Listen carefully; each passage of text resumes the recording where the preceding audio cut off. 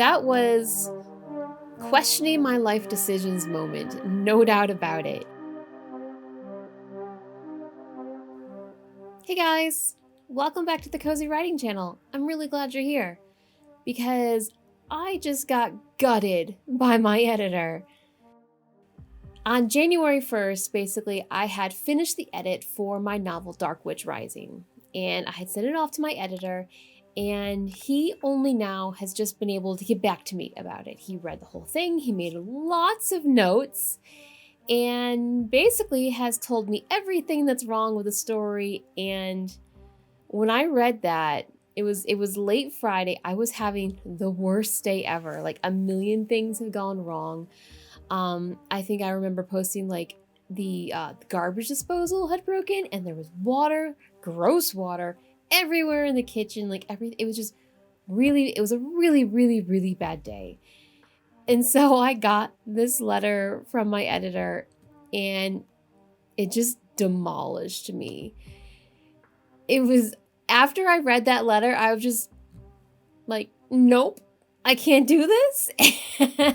It was like I had to go eat probably like 2 gallons worth of ice cream and watch like the major comfort shows, and it was just really bad. So I want to share with you all the things that my editor thinks is wrong with my book. Okay, before we jump into things, I just want to say I love my editor. He's a great guy. He's really nice. He knows what he's doing. He used to be an agent and now he does this full time.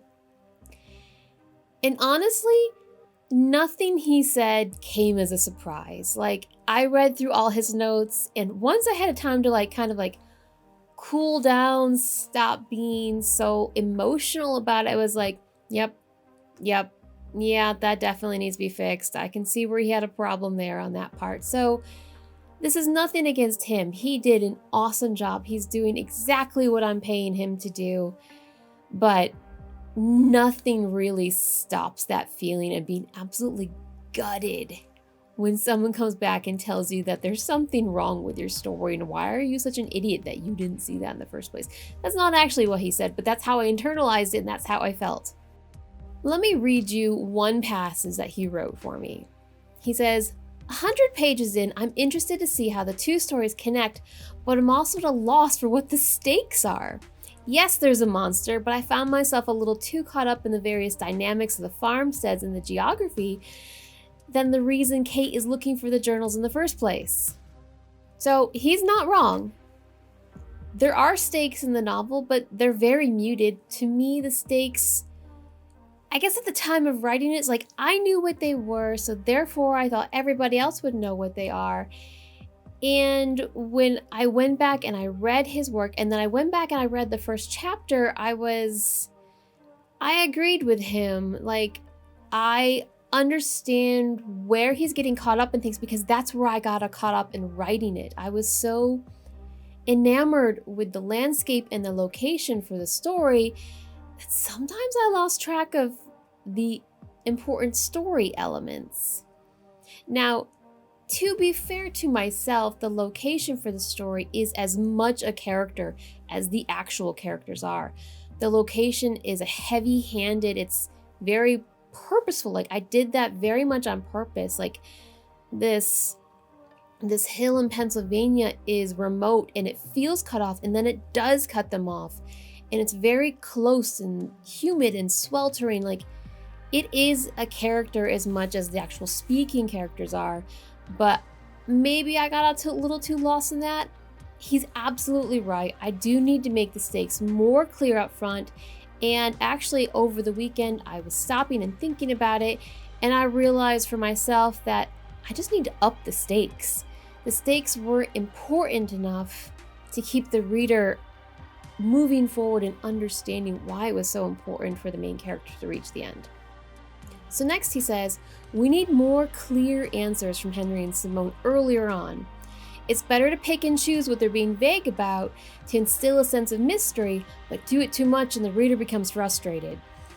And he doesn't actually come out and say it, but he's implying that I have done it too much, that I understand the backstory of this little universe intimately. Like, it's It's the story I created. I understand the history. I understand what's going to happen in the future. Like, I have this whole little universe, and I can see all of it. But that doesn't mean the reader can see all of it, and they don't understand what's going on. And I'm alluding to things in Simone and Henry's past that the reader doesn't know about. And apparently, according to my editor, I'm doing it too much. And that is something I didn't realize I was doing too much. I thought I was playing off of this shared history between them, and I thought the reader would understand that there was history and kind of be intrigued by it. I didn't realize I'd crossed the line and that the reader might be frustrated by it. Okay, then he goes on to say, there's a bit too much directing. Too many glances, looks exchanged, logistics of movement over the river, moving Sam's unconscious body, where the farms are, that he's saying that the reader only needs a sense of that. And I agree with what he's saying. Like, as I'm typing, I'm like, I remember thinking to myself, I feel like I'm doing this too much, but I'm a really visual writer. A couple episodes back, I was saying that when I'm thinking of the outline for book 2, I stare at an empty TV screen and see it. I have to be able to see it before I can write it. So at the time of writing that, the movements, like the glances of between people and the way someone moves or sets something down, that all seems really vital to me because I can see that in my head. I can see it happening in this imaginary episode on a TV. And that just feels important to me at the time. And I can see how a third party goes back and looks at it and says, I don't need to know that they look at each other or that they put the coffee mug on the corner of the table like that, even though it felt important to me while I was writing it. So he is 100% right about that. And I do need to go through and I do need to trim that down. I feel like maybe I should keep count of how many times I have to do that. And I'll probably be really surprised at the end about how many mentions of glances and looks and moving that I had to take out would add up to be. He also says, we need a lot clearer explanation of the history between all these people earlier on. At times it feels like I'm reading a sequel. Yes, and that all goes back to me knowing the history of the story. Like, I know the whole universe. Like, I'm God to this little story, basically. And it is kind of like a sequel because there is a really deep, a really rich, a really convoluted history that's going on that I'm exploring in book 2. And I agree with him that I do need to put some more things in earlier on for readers to latch onto and attach themselves to characters so it's more impactful when something happens to that character. I get that.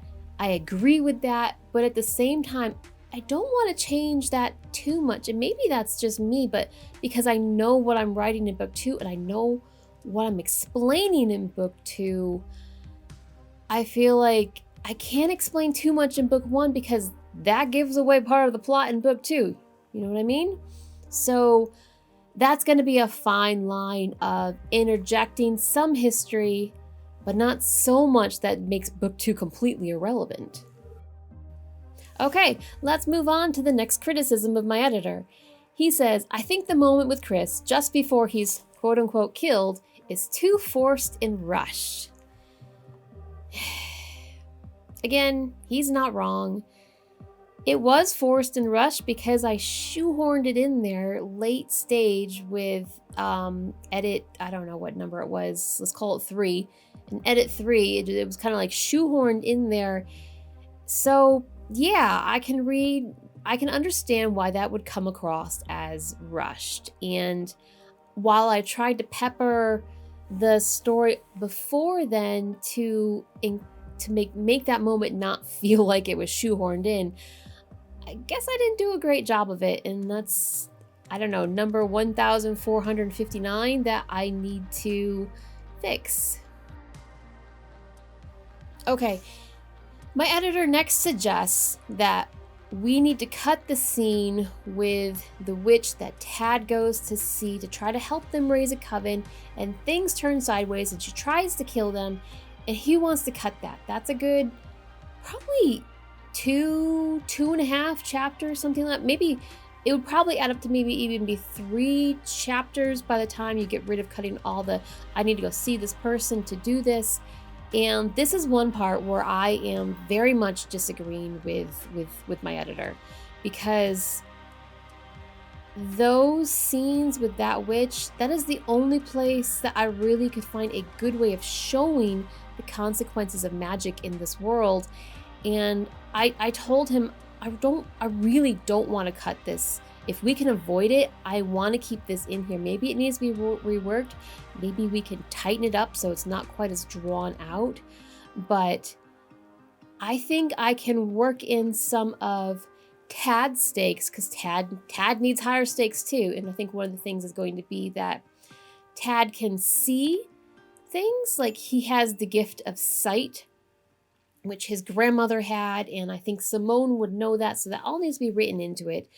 But I think that's one place where Tad's stakes can be displayed, like reinforced. It's like in the middle of the book. And that's also the place where Tad finally, and the reader finally, should understand the stakes of what using magic in this universe can result in. Like if you do too much, if you do it the wrong way, if you get too greedy or too selfish, then it all implodes back and basically kind of makes you lose your mind, turns you evil kind of deal. I was taking kind of that canon of how people know about old witches, like witches from our folklores, where they're old women and they're evil and they're trying to kill people.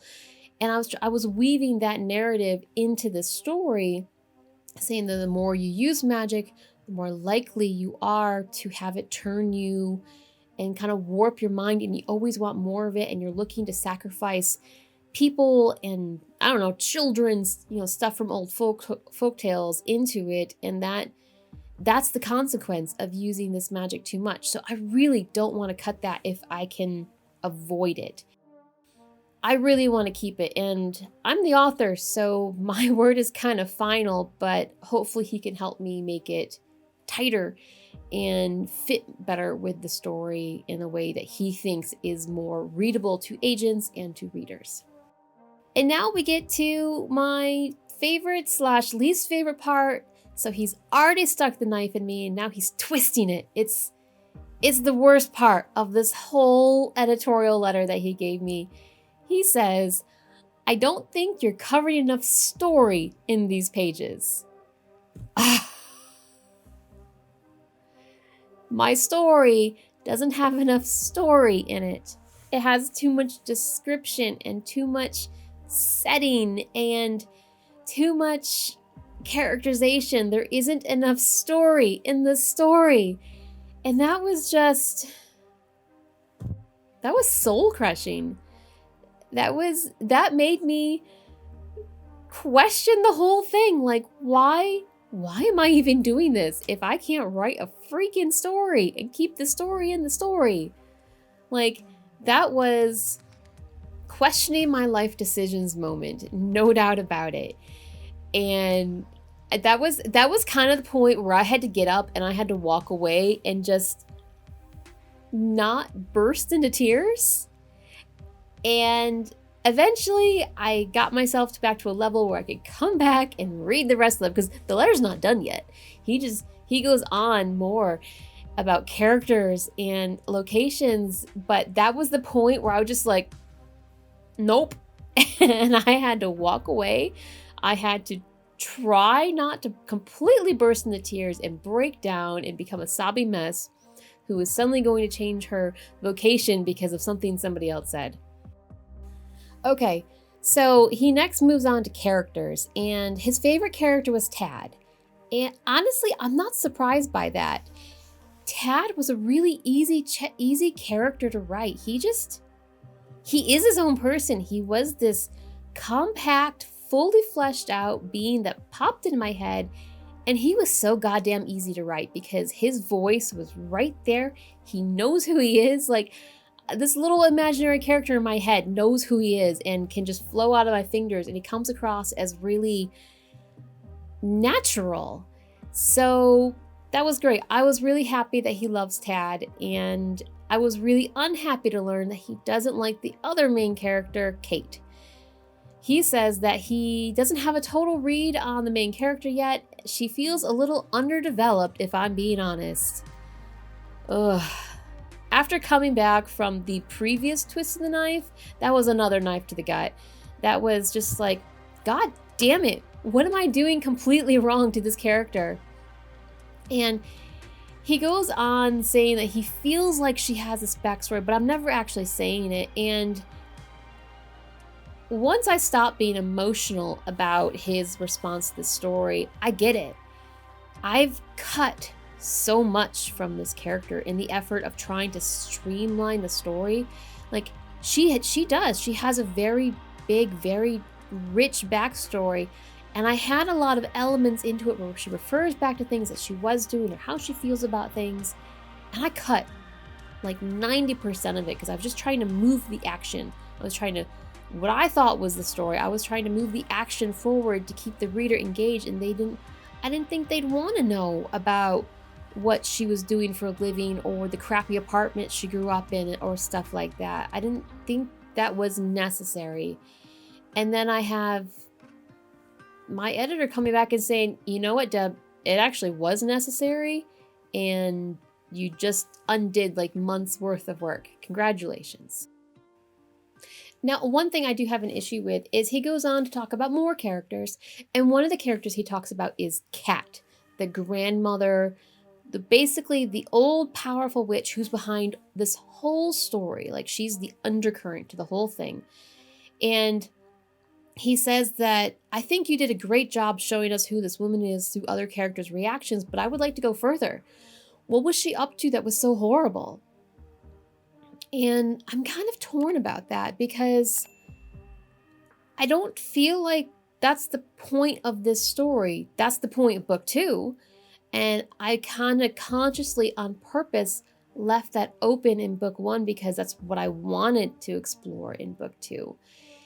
And I thought that bringing all that backstory of the grandmother into this very action-paced first story would just bog it down and slow things up. So I understand what he's saying, and I don't know how to make that work. I think that's really something that's going to have to be like a face-to-face issue with him that I talk about and explain where I want to go, and then see what he has to say.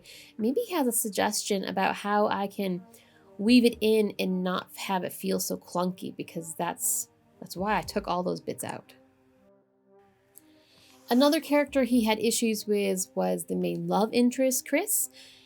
And this is again a case of me cutting too much in the edits, where I had more banter between Chris and Kate, especially the night they get drunk together and they have to spend the night on the floor in front of like the couch because nobody wants to go upstairs because things are creepy up there. And he thinks there should be more banter, even though it's the first night they met, and that's an issue I have. I was trying to realistically make interaction between these two, but he brings up a good point that because I have such an intense reaction between Kate and Chris later in the story, that not having enough at the beginning between the two of them, not having a really good immediate chemistry that will make the reader really root for them, makes that ending where they really clash and butt heads, and there's one of the main conflicts at the end, and it doesn't make that hit home enough. And then he says the reader will just start judging Kate about her strong reaction towards Chris in the first place because he's treating her so shittily at the end. Shittily. Is shittily a word? I feel like shittily is not a word, and I kind of just made it up. And the last thing I want to talk about is his take on the character Henry. Now, those of you that follow the vlog know that Henry's been a pain in my ass for this entire last draft. Like, I cut him out at the beginning because he used to be in chapter 1 and he had an argument with the main character, but it just kept falling flat and nothing was working. It just sounded forced and stupid, so I cut it. And apparently in doing that, I neglected to mention that Henry lived on the goddamn hill. So my editor's reading through the story and suddenly he finds out that Henry also has a house on the hill. And he was like, what the hell? What? This doesn't make any sense. So, stupid writer here. I guess I forgot to put mention in to make it very clear that Henry lives on this hill. And that's just another case of this whole story just being up in my head. And sometimes I forget that I haven't explained everything to everyone. So, yeah. One more thing I legitimately need to change because I would just be a goddamn idiot. That is it for now. That is the first burst of things my editor told me that absolutely crushed my soul. Have you experienced anything similar to this? Like, I know it's really typical that editors give back the story the authors are so happy about, and then the authors are like, I feel like a stupid idiot. It's kind of like a trope at this point, basically. But I would be really interested, and it would warm my crazy bruised heart to hear your stories too about anything you experienced that was similar to this and how you got through it. Honestly, I'm still reeling over here. I can kind of step back and look at it and be like, yes, I understand why he said this, but my poor little ego, it's so bruised right now. I don't know how to deal with that. Let me know in the comments below, and please don't forget to subscribe if you want to see more videos like this.